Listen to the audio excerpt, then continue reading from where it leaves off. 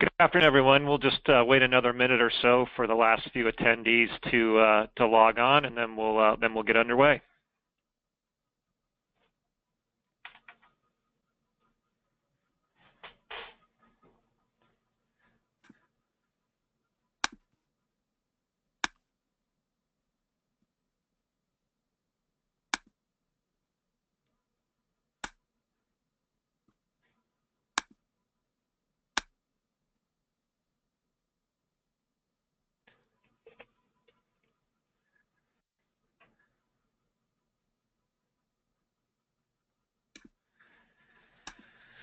For those of you that just logged on, we'll wait another minute or so and then get underway. We just have a few last-minute participants that are signing on now, and we'll get started in another minute or so.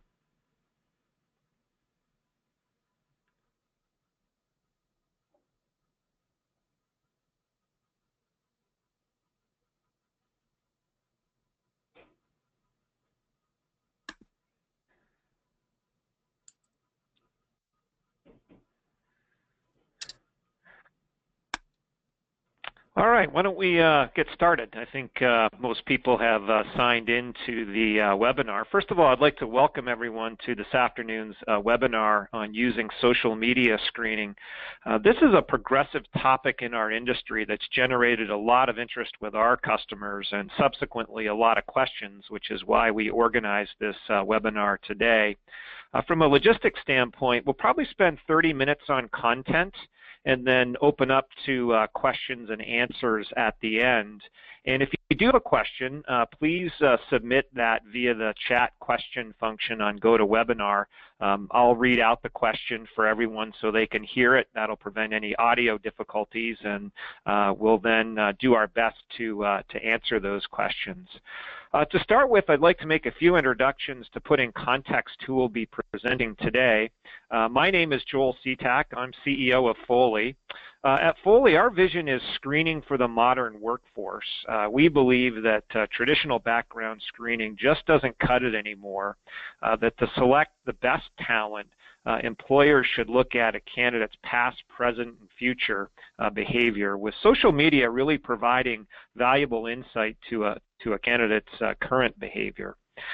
Joining me today is Ben Monis, CEO of FAMA. FAMA is one of our integrated partners at Foley, and FAMA has pioneered the use of machine learning and natural language processing for the purpose of conducting social media screening in a compliant manner.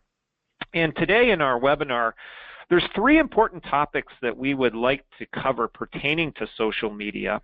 The first is how to correctly perform a social media search in a compliant manner.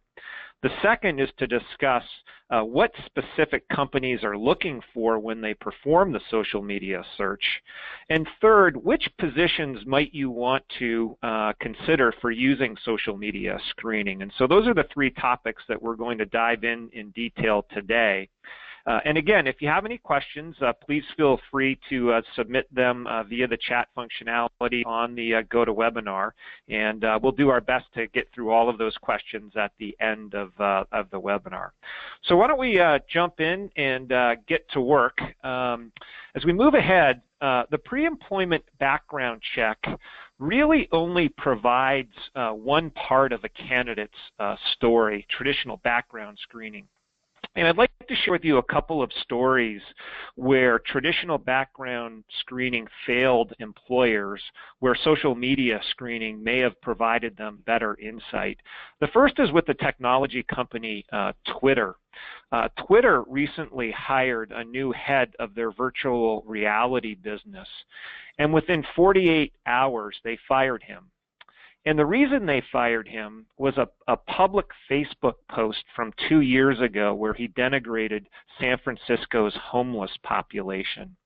You know, this is information that's not traditionally found in a background screening or a criminal background screening or a employment verification or an education verification. This is information that comes out on a person's behavior in social media screening. And it was something that really didn't meet Twitter's core values and felt like they had to take action on the individual. Similarly, and just 2 weeks ago at Yale University, a new dean was placed on administrative leave over offensive reviews that she made on Yelp. Again, this is information not found through traditional background screening and verification processes, and where Yale felt that the action was warranted given the views of the individual that, again, was not found via traditional background screening methods. And so, a pre-employment background check, as we traditionally think of it, really only gives you one part of a candidate's story. And we feel that to get a full picture of a candidate, you really need to look beyond the past and into the present and future. And we believe that social media screening is part of that continuum that provides a look not just into potentially negative information like a criminal background check would provide, but it can also highlight positive attributes that you're looking for on a candidate. Some examples of that would be charity work, volunteerism, community involvement, creativity. These attributes of a candidate's behavior that employers are looking for from a cultural fit, perhaps.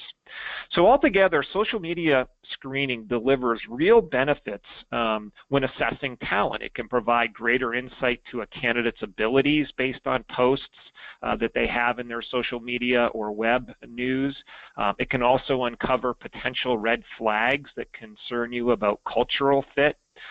It can help you determine and keep a safe workplace. And importantly, and one of the aspects I think it has tremendous value is helping protect your company's brand and reputation, which both in the cases of Twitter and Yale, certainly they took action based upon information they found in social media to help protect the brand of those two organizations.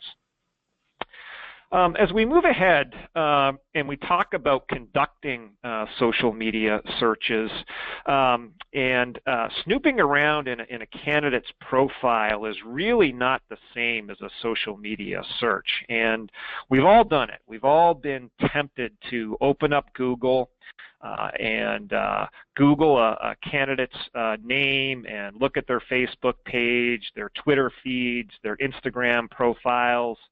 However, snooping around really is not the same as a thorough social media and background screen, and there's some real risks in doing it that way. In our research and studies, 77% of employers are currently using some form of social media screening. The problem we've uncovered, though, is that most of them are performing these social media screens using this ad hoc method, which has some dangers around it. Those dangers being that are likely not compliant with the EEOC and could put your organization at risk of not performing these searches correctly. Much of what you'll find on social media profiles can't be used for employment purposes because it's considered protected information. So this includes age, gender, sexual orientation, marital status, race, ethnicity, religion, pregnancy, disability. And even if that information was obtained and used, and even if it wasn't used in the employment decision, it's more difficult for an employer to fight a discrimination claim when in fact they had that information available to them. So it makes for a much safer environment when the social media search is controlled, for example, in using a partner to perform the search rather than doing it on your own. And that way you're only going to get access to the information that you need to know. So at this point, I'm going to turn things over to Ben, and Ben's going to walk us through some of the mechanics of social media searches and how to do them correctly, and some of the types of searches that customers are doing today. Ben? Great. Many thanks, Joel, and thanks to the team at Foley and for all you for attending today's session. And I think Joel just did a great job of walking through, some of the dangers of doing this in-house, some of the potential perils that likely have prevented you, and if you are, having someone who thought about this before, who thought about social media screening, a lot of the reasons that Joel alluded to, whether it's finding protected classes of information or not being sure if you should provide consent, right? Is this the same as a background check? Should I be sending a disclosure and authorization form? So what I want to attempt to cover in this, my portion of today's webinar is really some of those core fundamentals of developing a social media screening program. I'm not going to talk about our technology. I'm not going to talk, this is not a sales webinar. What we want to do on this webinar is try and give you guys as end users, HR managers, risk professionals, operational folks, whatever you're doing in your business today, trying to think about how you can make smarter hiring decisions. We want to give you guys the tactical insight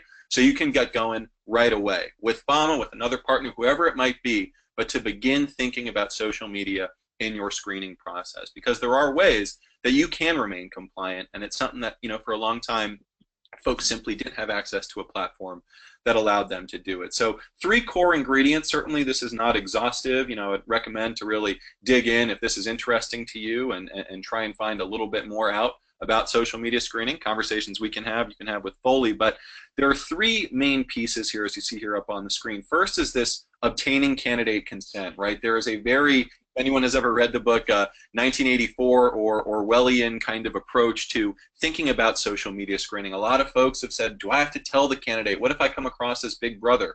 It is absolutely critical if you want to deploy a program like this. The candidate experience, we believe, starts at the very beginning of someone joining your company, that you obtain that candidate's consent, that you let that candidate know that this sort of screen is happening. That transparency, that element of saying, look, we are going to look at your social media, we are going to use your online identity as a predictable proxy and a realistic proxy for who you might be, really allows you to begin to enter into a discussion with that candidate, both for reasons of legality and compliance of sending out that consent, but also enables conversation. If it's something that comes up, this now gives you a chance to discuss something that might be questionable with the candidate. The second thing we recommend as far as staying compliant and ensuring that you are looking only at information that could be used in a hiring decision is to make sure you only look at publicly available information. Some of you may be aware that in 18 states it is illegal to ask for your potential employee's username and password. So you can't be friending a candidate, you shouldn't be trying to ask for their username and password, even if you're not in one of those 18 states. Still critical to make sure that you are only looking at publicly available information. Don't try and be surreptitious and try and friend a candidate. Only look at publicly available information in your search. The third key tenet, and this really is a part of the other 2 in many ways, but is to ensure that the searches that you do are only surfacing job-specific information.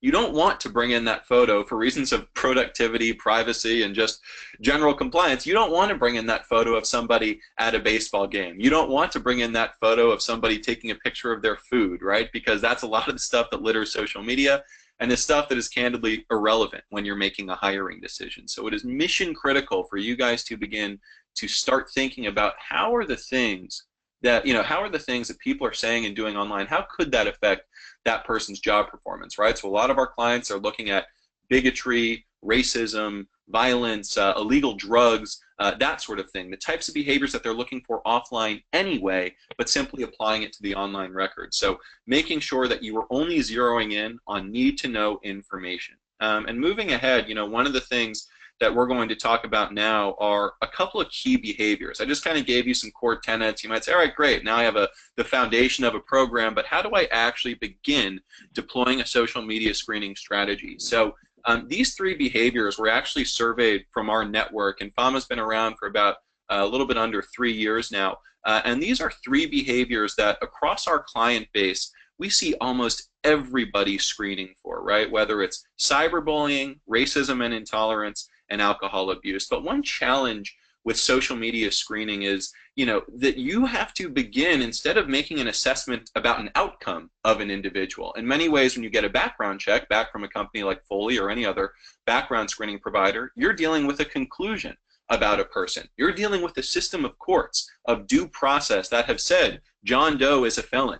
He was convicted of this crime. But with social media screening, in many ways, what you're asked to do is to take a look at the evidence, right? The evidence of someone's character, the evidence of their worldview. So what we're going to go into now, and starting with alcohol abuse on this next slide here, we're going to go into a few ways that you can start dealing with some of these critical types of behaviors that may come up. So moving ahead, as we take a look at alcohol abuse, this is something that we see all the time as we get to the next slide here. There we go.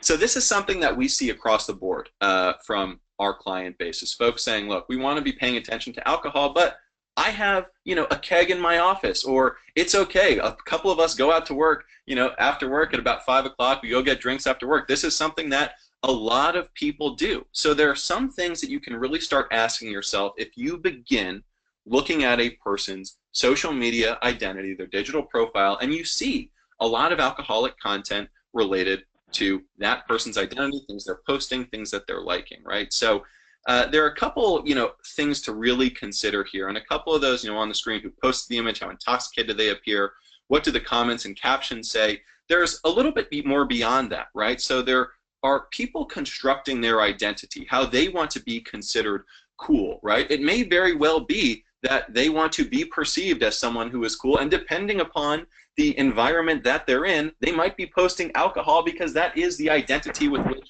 they want to be associated, right? So one thing that we've actually seen across our network is that for people who are in their 20s, and this is a key stat here, so this is something that you guys can take right now, share it with your friends, share it with your family, even take a look at your own Facebook.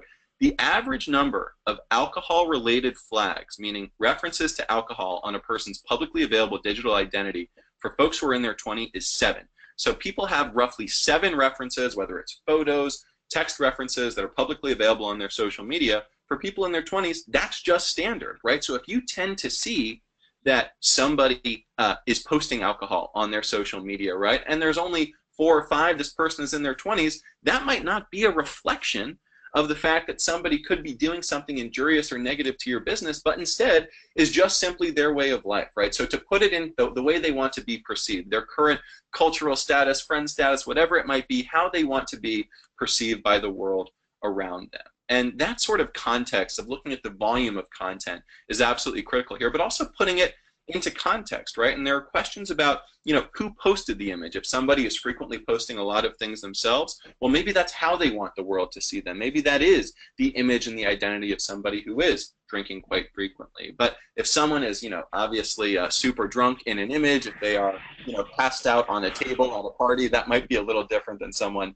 who's at a work function, right, taking in a couple of drinks. So being able to start thinking critically, maybe the captions and comments, what that's saying about an individual. If someone's like, oh my gosh, every weekend I'm doing this, or if a bunch of people are liking it, crazy, John, you're at it again, something like that. Being able to contextualize and look at this information, not as if it's in a bubble, but really in context of who that person is. To consider a senior executive different than you might consider an entry-level person who's just coming out of college. So a few key pieces to consider here: who posted the image, what socio-demographic area is that person operating in, and finally, thinking through what do the captions and comments say. So the next example as we move ahead here that we're going to dig into is the racism and intolerance question. So this is something that, especially in a heated political climate, we've seen a lot, with the recent election, of people posting potentially very volatile things on the internet that might seem that line between free speech and hate speech. It's very critical for a person who is looking at this social media data to kind of take a step back and take pause. We have folks on this call from across the United States and across the world. Understanding your own bias, understanding when you look at a tweet or when you look at a post, to try and step outside of the norms that you've defined as what bigotry might be like, what intolerance might be. Someone who grows up in one part of the country might have a very different idea of what bigotry or racism might be in another part of the country, right? So one of the things we see frequently with folks who are looking at intolerance on the internet is they'll actually tap somebody who works in their office, someone who might have come from a different part of the country, maybe somebody from a different country altogether, and get their take, right? Ultimately, what we're trying to do with social media screening is to not deal with your personal bias as an HR manager, but instead is to take our code of conduct at our company, the standards that have made that company great, that made that company what it is today, how we deal with certain consequences, how this company was developed from a code of conduct standpoint, to apply that and those standards to looking at content like this, right? You can't be using your own personal frameworks, because that might be prejudice. That might not reflect exactly what the company that you're working for believes. We found it extremely valuable when looking at racism and intolerance specifically, given that the moral frameworks for defining that intolerance and racism can vary so greatly, to tap, another person inside of your company and say, hey, Jane, can you take a look at this post? I'm taking a look. I'm not really sure if this is racism or not. And there are a couple things that can obviously, point to someone extending beyond free speech into hate speech, right? So hate speech, just to be crystal clear, are attacks on a person or group on the basis of attributes such as gender, religion, race, disability, or other protected classes, right? And this is a problem, just to put it in context, for most folks. You don't really have to explain, but just to be clear, 97,000 discrimination charges were filed against employers in 2016 with the EEOC. You see all this recent news in Silicon Valley about not only major CEOs, but also investors who are having to step down because of sexual harassment charges. We believe that this starts with the people you bring on board, right? So assessing very early on the scope of this problem and saying, okay, is this free speech or is this hate speech? You can begin getting a sense, if you see something bordering on someone being attacked on the basis of gender, religion, race, is there any profanity in that post? Is someone typing in all caps? Is there a frequency of that content on that person's social media profiles? That's when you can begin to say, okay, this is not just somebody expressing their point of view on a controversial issue. This is somebody who is prejudiced against a certain group. And really, that final question, does this post conflict with our organization's values? And this is something that is a tough question, to answer, even for a founder and CEO, right? To begin to say, what are the things that are critical to our mission? How can we, define our culture in the form of a code of conduct, right? And that's a question you have to begin to ask yourself. And this is probably floating, if you work for a big company, this is probably floating in an employee handbook somewhere. It might have been introduced to you during orientation, but for anybody who's growing teams and thinking about what are the standards that we set, this is something that you can really tap in and say, if we bring this, if we ignore this hate speech right here, or if we ignore this bigoted post that this person made, could this be in contrast and in conflict with the values that make this company great right now? And that's a question you have to answer. So with hate speech, free speech, the first thing we always recommend, talk to somebody internally. Talk to somebody else that looks different than you, that's from a different part of town,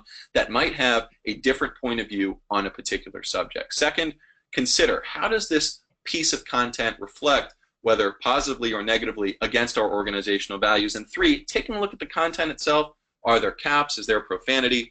Etc. So that's the second point right there, racism and intolerance. And the next piece we are going to move into then is something called cyberbullying. So moving ahead, here we go. This next question, so I'm not sure how many of you have known it when you've seen it, but cyberbullying is something that is frequent in high schools and in middle schools, with kids, coming online and, moving that kind of locker room trash talk into Snapchat, into Facebook, Instagram, etc.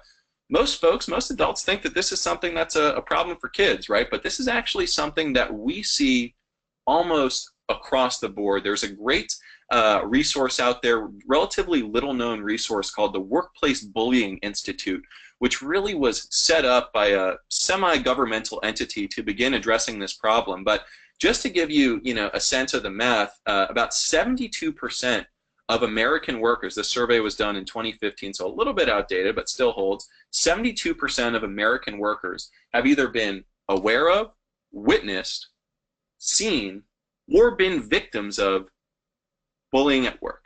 And this is a problem, that you can imagine ever being isolated. If you remember, if you've been bullied at work, you know the feeling. If you've been bullied in high school, college, wherever it may have been, you know just how isolating this can be, right? This is something that the Workplace Bullying Institute says costs businesses across the United States $300 billion per year. It is the silent killer in many ways for destroying company culture, and is frankly something that most folks can only be reactive to only react when something comes up. And that might have happened. You might have seen, if you work in employee relations, if you work in HR, something brought to your attention, a tweet from a manager about an employee, and that employee reporting it and saying, hey, I'm not sure, what to do about it, right? So anytime you see an instance of workplace bullying, there's, a couple questions you got to ask yourself. First, you got to contextualize the information. You got to begin to step into the shoes of the person who's being victimized and say, what really is happening here? Is this something that is a one-off, a pattern? And in many ways, you use social media as the kind of thread to pull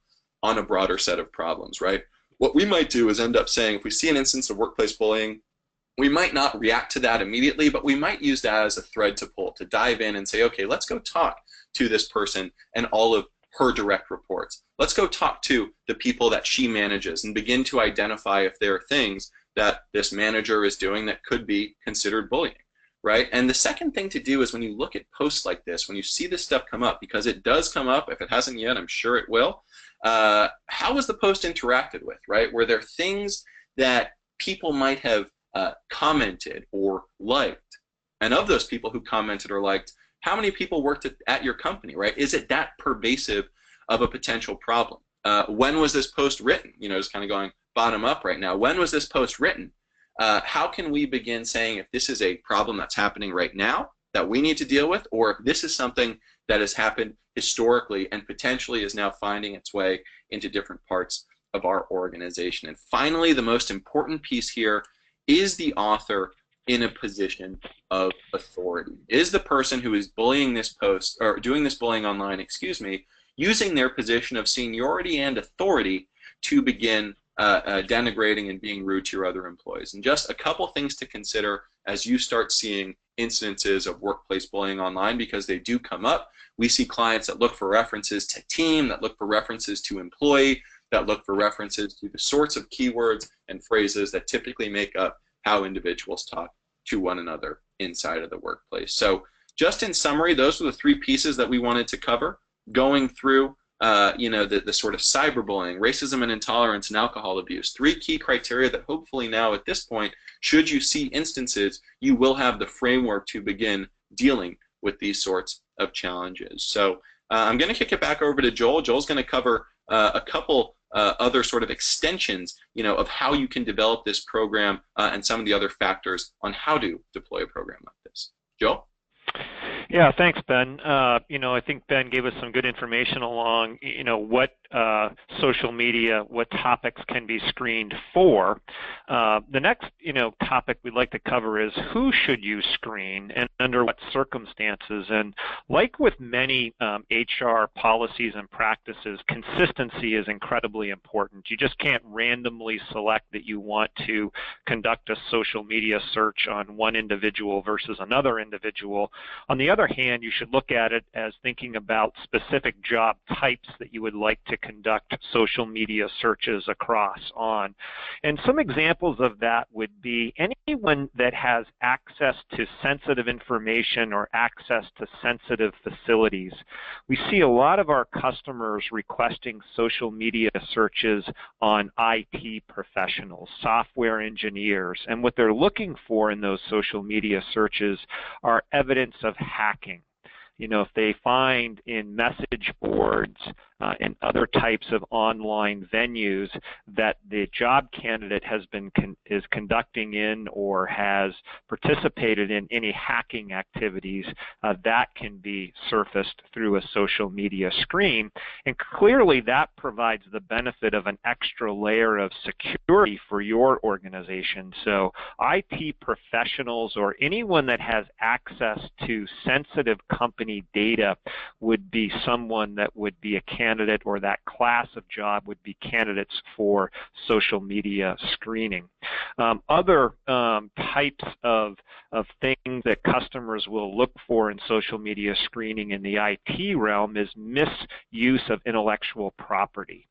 So as a software developer, as an example, are they sharing code inappropriately with the sharing community in IT? Those are great areas that you can use to determine whether this is the right fit for your organization, or do you feel that the individual from an IT standpoint is participating in activities that may not fit your company's values. Another area that where we see customers using social media screening is any client-facing team members.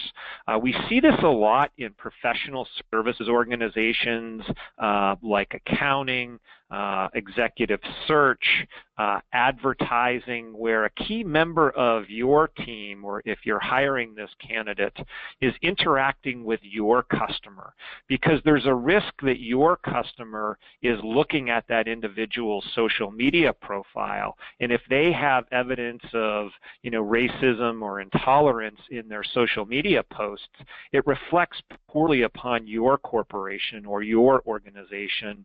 And we see this happen time and time again. In the two examples I gave earlier with Twitter and Yale, this was the exact case where, had they conducted social media searches, they would have found these defamatory statements and likely not hired those individuals. Unfortunately, they did not use social media screening and were left scrambling to protect their company's reputation because they did not do a social media search as prior to the talent acquisition process. Similar, any leadership positions, most high-level positions in company, they're the voice of the organization, they're the face of the organization, they're the leader of the culture and values of the organization. And so in using the social media search to determine, are they the right fit for the core values of the organization?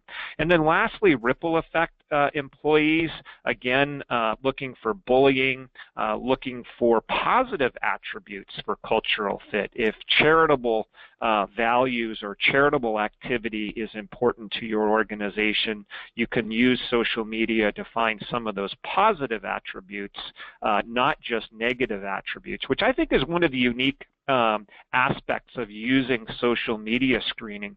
In the background screening industry, we're always looking for the negative, right? We're always looking for the criminal, the felonies, the misdemeanors, and assessing whether we want to hire the individual. What I really like about social media screening is it gives us some insight to positive characteristics of charity, of volunteerism, of helping others, that you can use to assess whether they meet the core values of your organization.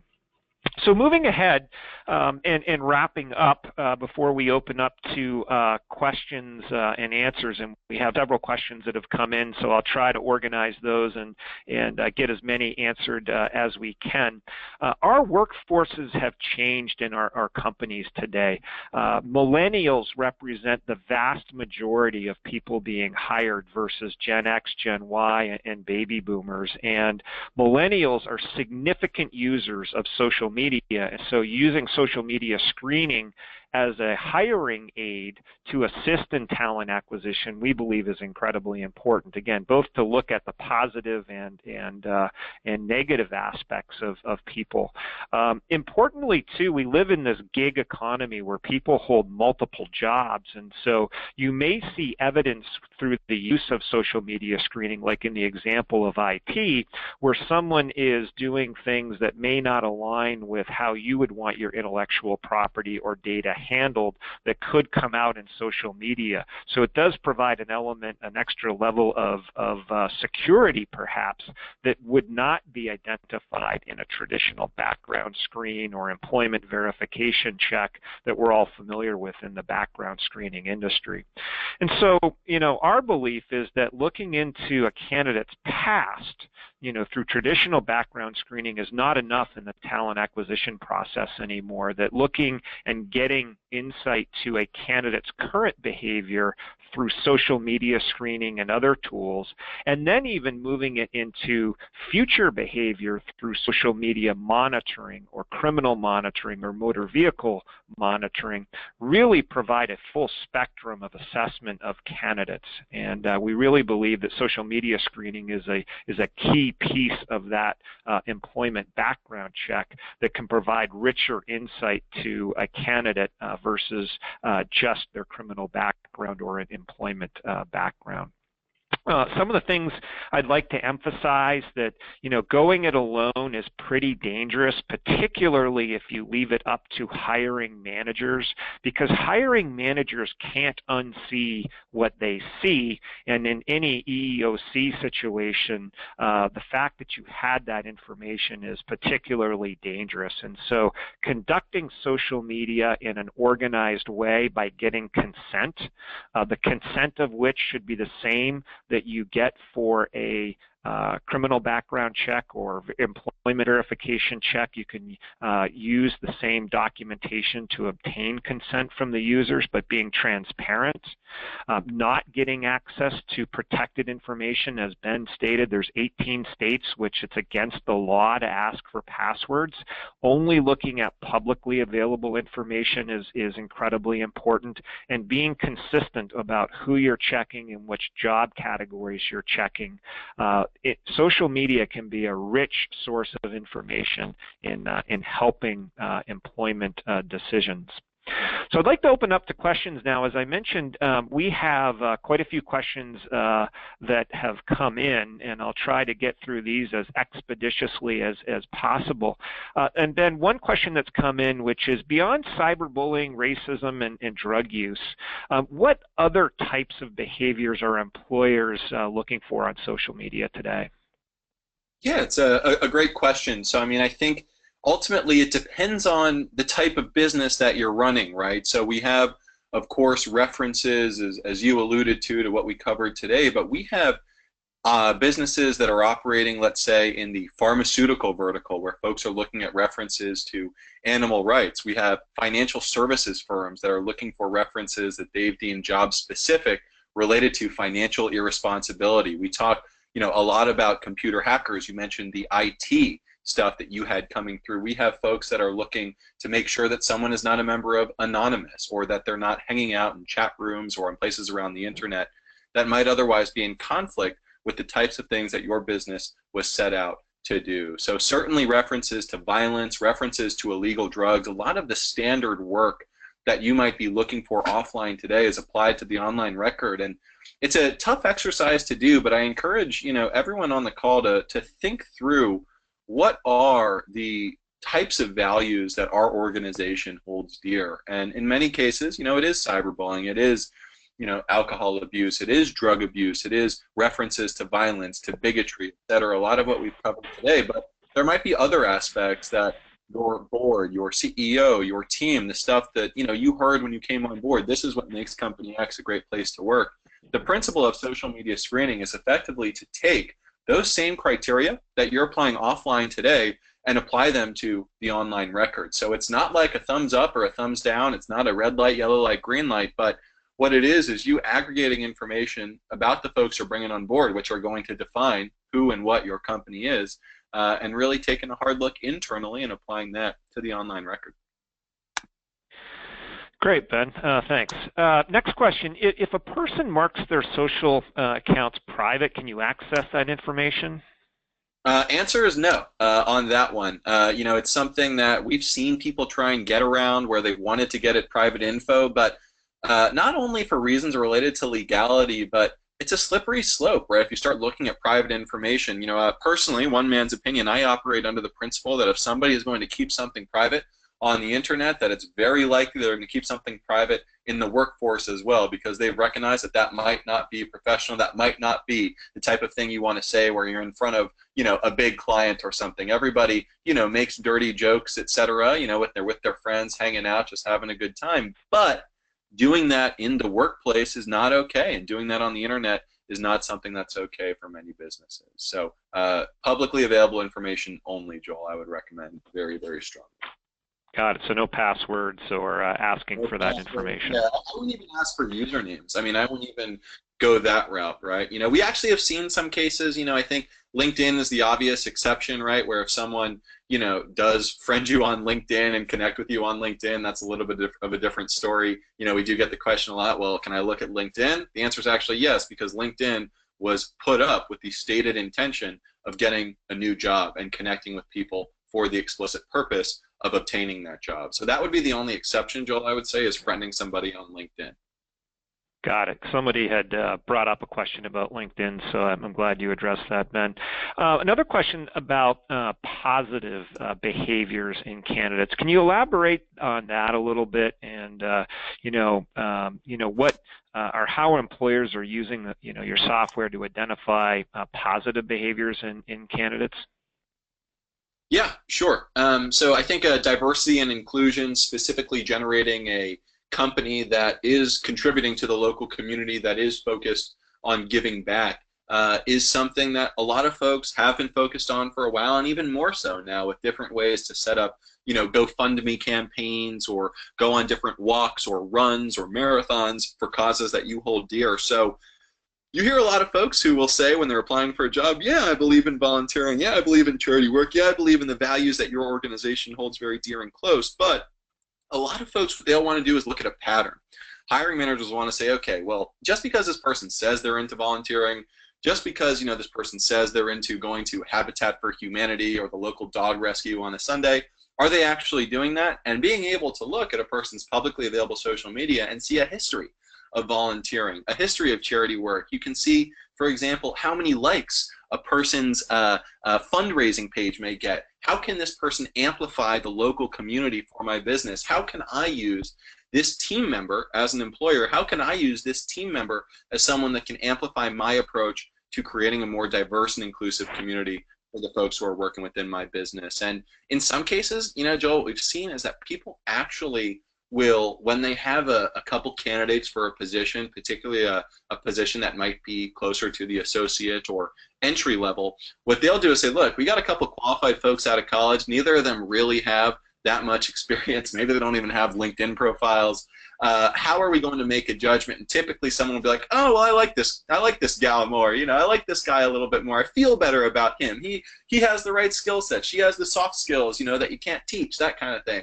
But what we're seeing now for folks that are equivalently qualified is some people actually look on the internet and say, hey, is this person someone who is volunteering? Are they doing charity work? Are they doing the types of things that my CEO said to me that we're going to focus on? How can I, as a hiring manager, source for those types of people and ensure that we're building a culture around those types of people at our business?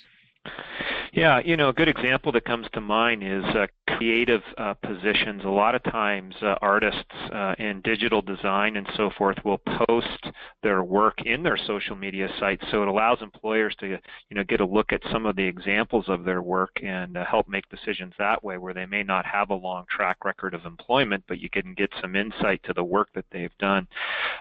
Another question, Ben, that's come in is on balancing the social media search and the analysis of it with other verifications, employment verifications, and criminal checks. How are employers doing that today?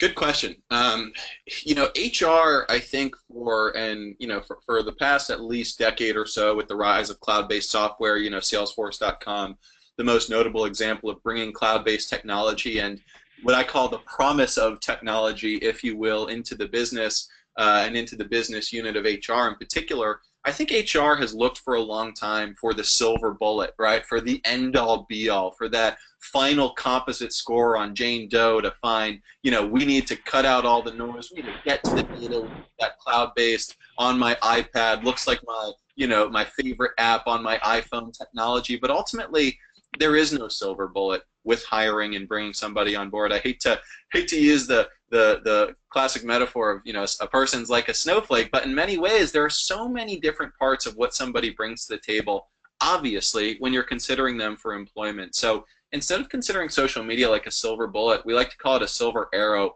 in a quiver of a whole bunch of other silver arrows that you're using to try and create a strong hiring program that doesn't let anything slip through the cracks. So in combination with employment verification, education verification, a standard crim check, an MVR if you're hiring for somebody who's driving, as part of their job. And I think fully, without tooting your horn too much, Joel, fully, it's the right place to go for that sort of thing. And finding, the type of balance between tools that offer that holistic sense of who a person is. I'm of the opinion, and one reason I'm happy that we ended up partnering, Joel, that background screening companies shouldn't be telling customers, we're just going to get you more counties. We're going to get you a faster turnaround time.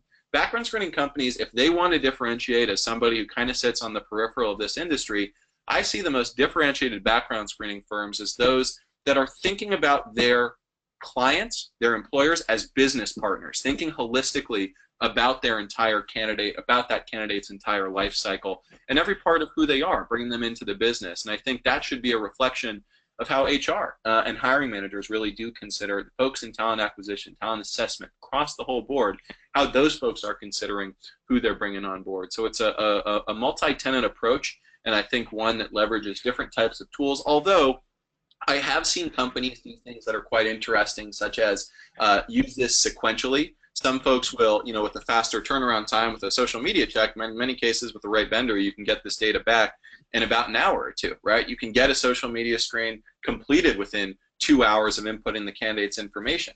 That might mean that some folks will run this check ahead of running a background check, so they don't, in case something negative comes up, they don't have to wait the couple days for, or if you're, the 24 hours, whatever it might be, for that background screen to come back. So sometimes arranging these tools sequentially can help you with core metrics and KPIs such as time to fill, turnaround time, etc. Essentially, it's a cohabitated approach, I think, with multiple different types of tools and technologies, John. Yeah, and I think that's exactly the right way to look at it. It's additional information to help the hiring decision. A lot of times when I'm talking to customers and prospective customers, I get the feeling that background screening has slipped to this administrative task of, the background check has to be done, the drug test has to be done. But looking at social media screening as a component of information to evaluate the candidate, in addition to the drug test, the employment verification, the education verification, the criminal check, makes it a richer set of information in order to make an employment decision. We've got time for a couple more questions here. Ben, one that I think that's come up across that I think is really important is how do you avoid protected classes of information when analyzing a job candidate's social media? So things like gender, race, how do you mitigate that risk in the social media search? Yeah, it's certainly the most difficult part, and it's a good business question for us, Joel, because it leads nicely into partnering with a third-party provider. But ultimately, protected classes of information are going to come up if you do this yourself. You can't go to a person's Facebook and quick scroll past the profile picture if we have, let's say, a African American woman who is disabled and pregnant at the same time. You see a bunch of protected classes all in one image right there just by looking at a potential profile picture. And as you alluded to earlier on the call, Joel, you can't unring the bell. So what a business needs to do is find a way, either through going through a third party, or if you do, again, what we don't recommend, but doing it yourself, is separating out who looks at this information and who makes the hiring decision. If anybody on the call is in a financial services role or one that operates in a heavily compliant, highly regulatory environment, you might be dealing with this already, where you have a vetting team that will make a recommendation to the hiring team about how to proceed with a candidate, where the hiring team never actually sees any of the information about that candidate. So the first thing I would say, Joel, is just to go with a third-party provider, find someone who has technology, such as FAMA, obviously, that can remove protected classes of information and only highlight job-specific information. But secondly, if you're a smaller organization, want to try this out yourself, the other thing that you can do is have somebody else internally who's not making the call, who's not making the hiring decision, look at this social media information, and then from there make a recommendation to the hiring manager about how to proceed without highlighting any of what they found, why they're making that recommendation, etc. But the moment that you see a protected class, this is, the EEO is hungry. The EEO is looking out for, and there are plenty of lawyers out there with a chip on their shoulder that want to try and find the cases that even if they don't think they can win, they think they can get a settlement out of. So it's super important for you as an end user for doing this type of research using this type of technology to find ways to remove that protected class from your analysis, whether it's a third-party provider or demonstrating through someone else that this is how you found this information about this individual. Yeah, so I think there's a couple key points to highlight in your answer, Ben. One is using technology to help filter out that information is important. Secondly is having the HR function do it versus the hiring manager, because we all know that HR folks are much more adept at understanding EEOC concerns, and letting that out to the hiring population of your hiring manager is probably a pretty dangerous aspect, in that you'll get different responses from different people. And consistency, having a consistent policy across the job types that you're doing, it seemed to be the keys to success here. Unfortunately, we're running out of time, and I do want to be respectful of those that have participated today. A couple of housekeeping items. We will send out a recording of the webinar and a copy of the slide deck for those that have requested it on questions that have come in. And if you do have additional questions, we're happy to answer those. Just give us a call, and we'll make sure that we get you to the appropriate resources at Foley to answer your questions that we may not have had time for today. But we will be sending out a copy of the webinar and a copy of the slides so that you can have that for your reference.